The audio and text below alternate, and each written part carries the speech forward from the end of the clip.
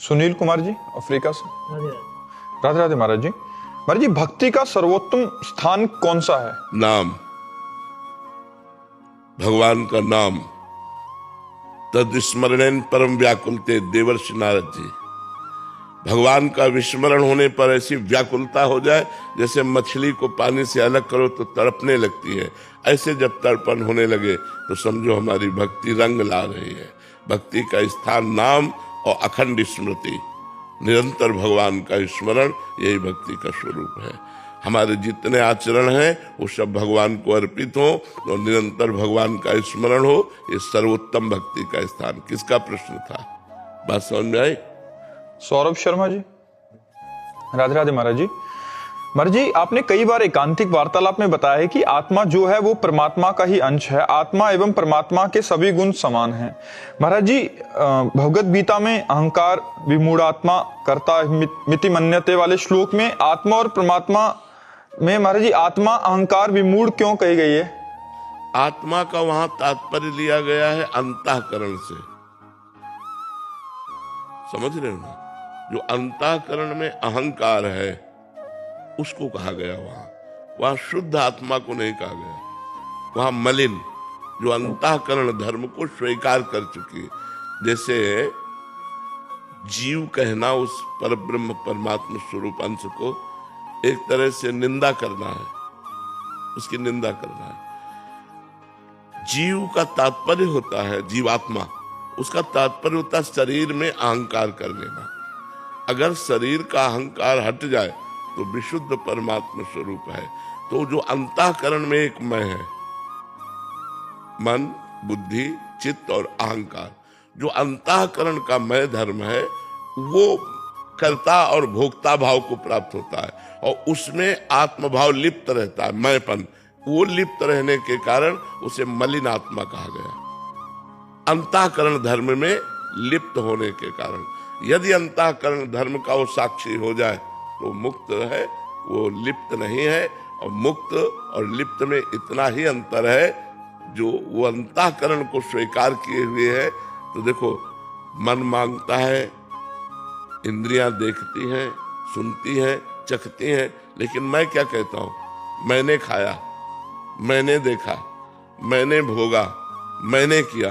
तो अहंकार विमूढ़ आत्मा, ये अहंकार विमूढ़ आत्मा अंतःकरण धर्म को लेकर। जैसे एक आदमी रिक्शा चला रहा है तो हम रिक्शा वाले नहीं बोलते ए रिक्शा, वो खड़ा हो जाएगा, क्योंकि उसने रिक्शा से तदात्म कर लिया है, तो खड़ा हो जाएगा नहीं। कुछ दिन बाद उसने टैक्सी खरीदी, अब उसको बोले ए रिक्शा, वो नहीं खड़ा होगा। उसे कहो ए टैक्सी, वो खड़ा हो जाएगा। ना वो रिक्शा है ना वो टैक्सी है, लेकिन उसमें तदात्म होने के कारण वो अपने में आरोपित कर लेता है। ऐसे ना ये पंचभूत का शरीर, अंतःकरण, स्वभाव, ये आत्मा का नहीं है, लेकिन उसने स्वीकार कर लिया तो उसे जीवात्मा कहा गया, उसे विमूढ़ आत्मा कहा गया, उसे मूढ़ कहा गया, उसे पापी कहा गया। और वही बार बार जन्म मरण को प्राप्त हो रहा है। इसीलिए अंतःकरण का साक्षी भाव जब तक नहीं आता, जब तक अपने को कर्ता भोक्ता मांगता है, तो अवश्य में वो भोक्तव्यम कृतम कर्म शुभाशुभम। कृतम माने किए हुए, शुभ अशुभ कर्म को अवश्य भोगना पड़ेगा। जब तक अहंकार है, कर्ता मिति मन्यते, मैंने किया तो अवश्य में भोक्तव्यम कृतम कर्म शुभाशुभम। फिर उसे शुभ अशुभ कर्मों को भोगने के लिए बार बार जन्म, बार बार मरण। ये यद्यपि वो अजन्मा है, निर्विकार है, पर जैसे रिक्शा वाला अलग होने पर भी रिक्शा में तदात्म होने पर ए रिक्शा कहने पर खड़ा हो जाता है, ऐसे ही इस शरीराभिमानी होने के कारण उस आत्मा को, निर्लेप आत्मा को, निर्विकार आत्मा को, अजन्मा आत्मा को बार बार पुनरपि जननम पुनरपि मरणम पुनरपि जननी जठरे शयनम, ये बार बार उसको होना पड़ता है। बार बार माँ के गर्भ में जाना पड़ता है। अगर ज्ञान के द्वारा इसी अहंकार को नष्ट कर दिया जाए, विलीन कर दिया जाए, तो शुद्ध जो मैं है वो ब्रह्म स्वरूप है। शुद्ध जो मैं है, अंतःकरण धर्म से रहित मैं, जो अंतःकरण में मैं है वो मलिन आत्मा है। जो अंतःकरण रहित मैं है वो शुद्ध ब्रह्म है।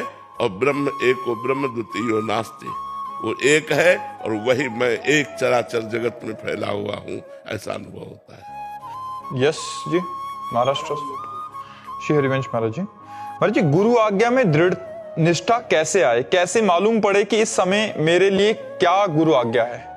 जब हमारा लक्ष्य दृढ़ हो जाता है भगवत प्राप्ति, तब हम गुरु आज्ञा का पालन करते हैं। जैसे हमें जाना है बांके बिहारी जी, हमें पता नहीं है, तो जो गाइड हमें मिलेगा हमको उसके इशारे पे चलना होगा, इधर से इधर। हम वहाँ ये नहीं बोल सकते कि ये रास्ता हम नहीं जाएंगे, नहीं, वो जो रास्ता बता रहा है उसी रास्ते पे चलते हैं।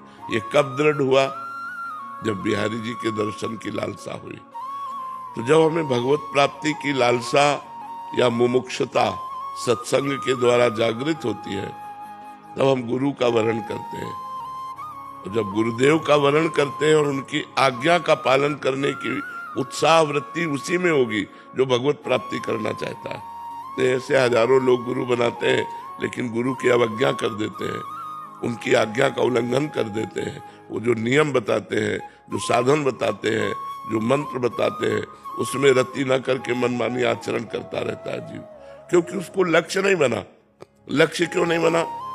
भोगैश्वर्य प्रसक्ता नाम तया प्रहत चेतसाम व्यवसायत्मिका बुद्धि समाधो न विधीयते। जिसकी भोग और ऐश्वर्य में वृत्तियां फंसी हुई है, चित्त जिसका अपहृत हो गया ऐश्वर्य में, भोग में, वो कभी भगवत प्राप्ति का लक्ष्य नहीं कर सकता, वो परमात्मा प्राप्ति का लक्ष्य नहीं कर सकता। तो जो साधक सत्संग के द्वारा असत आचरणों का त्याग करके सत आचरण पे चलता है और गुरुदेव की आज्ञा का पालन करता है, वो भगवत प्राप्ति करता है। इसलिए भगवत प्राप्ति लक्ष्य वाला साधक अपने गुरुदेव की प्रत्येक आज्ञा का पालन करता है, और जब गुरुदेव की आज्ञा का पालन करता है तो उसे भगवत तत्व का अनुभव होने लगता है। जैसे जैसे अनुभव होता है वैसे वैसे गुरु चरणों में न्यौछावर होता चला जाता है। जैसे जैसे भगवत आनंद की अनुभूति होती है वैसे वैसे लगता बलिहारी गुरुदेव बलिहारी, अगर आप कृपा ना करते तो मैं इस आनंद को कभी प्राप्त ही नहीं कर पाता। इसलिए गुरु चरणों में तन मन प्राण से न्यौछावर हो जाता है। समझ पा रहे हैं आप? वो पर कभी कभी ऐसे भोग आते हैं कि वो लगता है कि ये तो कर्तव्य है हमको बोलना, तो मतलब कैसे मालूम पड़े कि ये भोग? तस्मा शास्त्रम प्रमाणम ते कार्या कार्यो व्यवस्थित। अगर ब्याह हो गया है तो अपनी पत्नी के साथ केवल भाव रहना भोग का, और अगर ब्याह नहीं हुआ तब तक ब्रह्मचर्य धारण करना, मनमानी आचरण न करना, ये शास्त्र आज्ञा।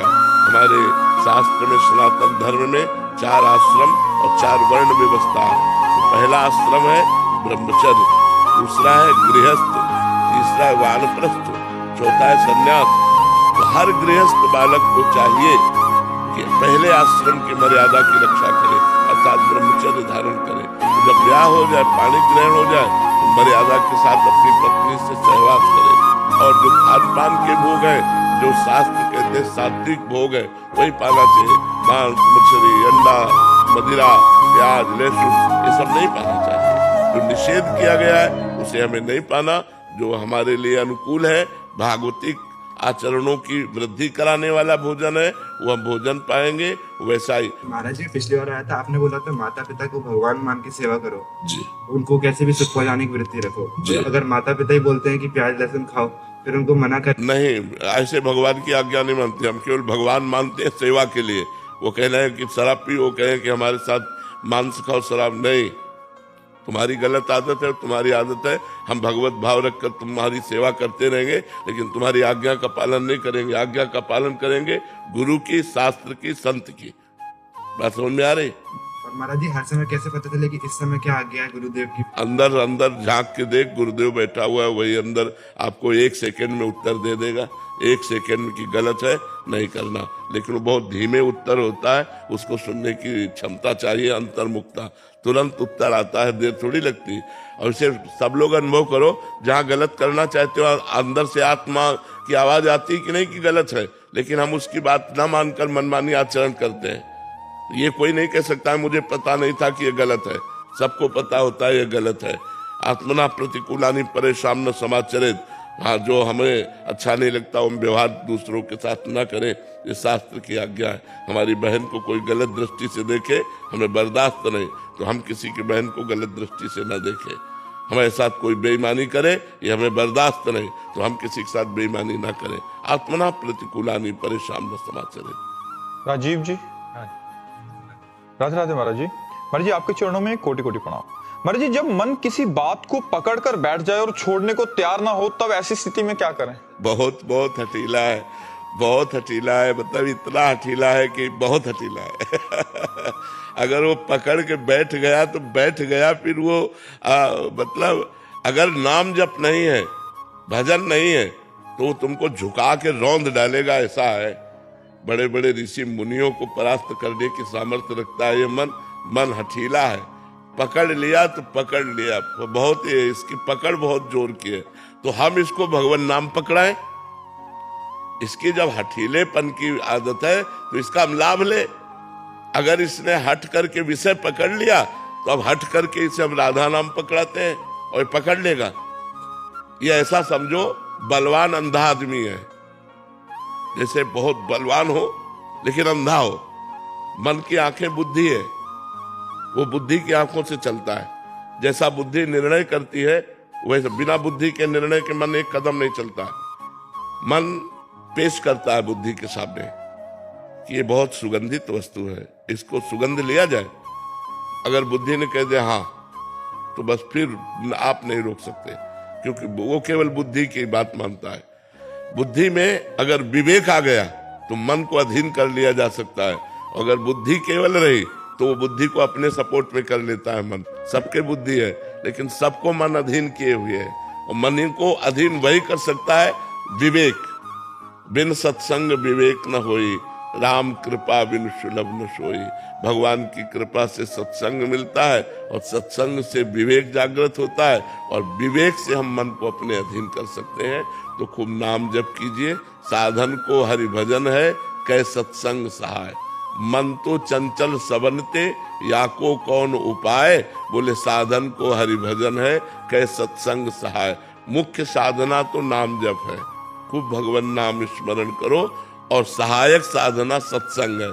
अगर हमें सत्संग मिलता रहा संतों का और भगवान नाम जब चलता रहा, तो हठीले मन को हम भगवान में लगा सकते हैं। और ये जब भगवान की तरफ लग जाता है तो उसका स्वभाव है, जो पकड़ लेता है छोड़ता नहीं, तो बस पकड़ लिया। अब जैसे हम लोगों ने इसको पकड़ाया, हम आपसे बात कर रहे हैं, लेकिन जो हमारा चलने वाला है ना, वो चल रहा है। जैसे आप हमारी बात सुन रहे हो लेकिन कुछ चल रहा है अंदर, ऐसे हमारे वो चल रहा है जो चलाना चाहिए। ये बहुत लाभदायक है बलिहारी मन की, जो पकड़ ले भगवान नाम, पकड़ ले भगवत चिंतन, तो फिर ये छोड़ता नहीं है, बस पकड़ाना होता है। जैसे आप देखो, आप बिल्कुल भजन नहीं करते थे और आप 10 मिनट करने लगो, और ये 10 मिनट पकड़ ले, तो उस 10 मिनट में अगर कोई आदमी आकर आपसे बात करे तो आपको बहुत बुरा लगेगा। मतलब उसने पकड़ लिया, राजी हो गया 10 मिनट। अगर हम धीरे धीरे उसे 24 घंटा राजी कर ले तो बहुत प्रवीण है मन। वो बात करते, चलते फिरते, उठते बैठते, खाते पीते, काम करते, हर समय भगवत चिंतन बना रहता है। और जिसका हर समय भगवत चिंतन बना रहता है वो मुक्त पुरुष हो जाता है। यश स्मरण मात्रेण जन्म संसार बंधनात् विमुच्यते नमस्तस्मै विष्णुवे प्रभु विष्णुवे। जिनका स्मरण मात्र जन्म संसार के चक्र का नाश कर देता है। अहो बच्चो पचतो गरीयान यज्जिभ्याग्ये वर्तते नाम तुभ्यम। तुभ्यम नाम, आपका नाम जिसकी जिह्वा पे है वो चांडाल भी सर्वश्रेष्ठ हो जाता है। कुत्ते का मांस खाने वाले को चांडाल कहते हैं, वो चांडाल भी सर्वश्रेष्ठ हो जाता है जिसकी जिह्वा के अग्रभाग पर आपका नाम हो। तो नाम जप के देखो, नाम भगवान को अधीन कर लेता, फिर मन की क्या बात है। जितना नाम जप करोगे उतना ही मन पर शासन कर पाओगे। नहीं, सब मन के गुलाम है, सब मन के चेला है। सच्चा गुरु वही जो मन को चेला बना ले। सच्चा गुरु वही जो मन को चेला बना ले। नहीं, मन के चेला सब है, मन के चेला है। जैसा मन कहा वैसा किया, ऐसा रहे। तस्मात् शास्त्रम प्रमाणम ते। जैसा शास्त्र कहता है वैसा मन चले, जैसा गुरु कहते हैं वैसा मन चले, वो कोई महापुरुष होता है।